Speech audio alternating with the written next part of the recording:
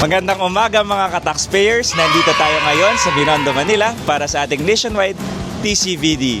Ngayon, magkoconduct tayo ng Tax Awareness Program para tignan natin kung tama bang na-implement ang ating mga rules ng ating mga taxpayers. Tara!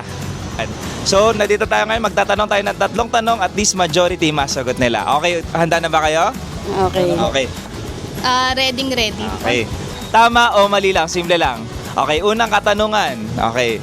Ang Certificate of Registration, yung 2303, yung kanina i-check natin. Okay? Pwede bang yung photocopy na lang ang i-display? Kasi yung original itago na lang kasi baka masira. Tama or mali? Tama. Mali. Tama. Tama kay ma'am? And? Mali. Bakit sir nyo nasabing mali? Dapat yung original yung display. Tama. Tama. Tama. Ang tamang sagot ay? Tama. Tama o mali? Mali. Mali.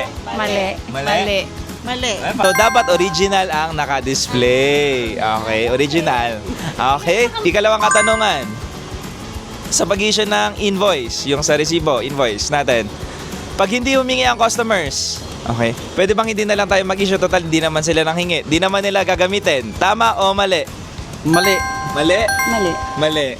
Hindi naman natin bigyan, hindi naman humingi. Tama. Tama. Tama. Kailangan pa rin.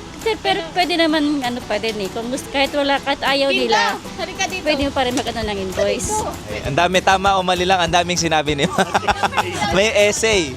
Opo, bigyan po dapat sila ng invoice. So dapat mali. Dapat pagka hindi sila humingi, bibigyan pa rin dapat. Opo, kasi kailangan po ng Ikaw, ma'am? Mali. Bakit mali, ma'am? Kailangan bigyan natin ng invoice lang. Kahit hindi manghingi? Opo. Okay. Mali. Mali, yan. Bakit mali? Need pa rin mag-issue kahit hindi kailangan. Palakpakan natin si ma'am. Tama, ganyan ba ginagawa niyo, ma'am? Siyempre naman. Sige. Ang huling katanungan, sa pagsusulat sa libro, pwede bang weekly na lang magsulat ng benta sa libro? Total naman nakakapagod pag araw-araw magsusulat. Tama o mali? Mali. Mali? Mali. Mali. Tama o mali? Mali. Mali? Araw. Tama o mali? Araw-araw dapat. Araw-araw. So, tama o mali? Tama. Mali. Mali. Mali yun dapat araw-araw. Dapat araw-araw. Mali din, sir. Ba? Mali din. Dapat? Araw-araw ko magsusulat. Parang kinokopya mo lagi sagot nila. Kaya tama naman yung sir eh. Kailangan to araw-araw talaga magsusulat. Sino ba nagsusulat sa inyo? Siya, Ay, sir. ikaw. So, araw-araw mo sinusulat? Opo. After, hapon na.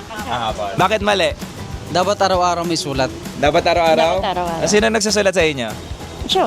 Siya. Anong tamang sagot? Dapat araw-araw. Tama. Updated. Yung libro niyo ba updated? Sa pagkakaalam ko, updated naman. Update. Siya ang salesman namin. Okay. So, tama sila na dapat araw-araw nagsusulat sa libro. Dahil dyan, meron kayong Chocolate! chocolates. Congratulations sa inyo. Ayun na. And Happy Valentine's Day. Thank you po. Ating prize si ma'am. Happy Valentine's. So, may mga kadate ba kayo mamaya? Thank you, sir. Happy Valentine's. At meron din tayong pa-chocolates. Yan. Yan. Happy Valentine's po sa inyo. Yan. May gusto ba kayo shoutout? Shout out sa asawa ko, nandiyan ka sa bahay. Shout out din sa husband ko! Thank you!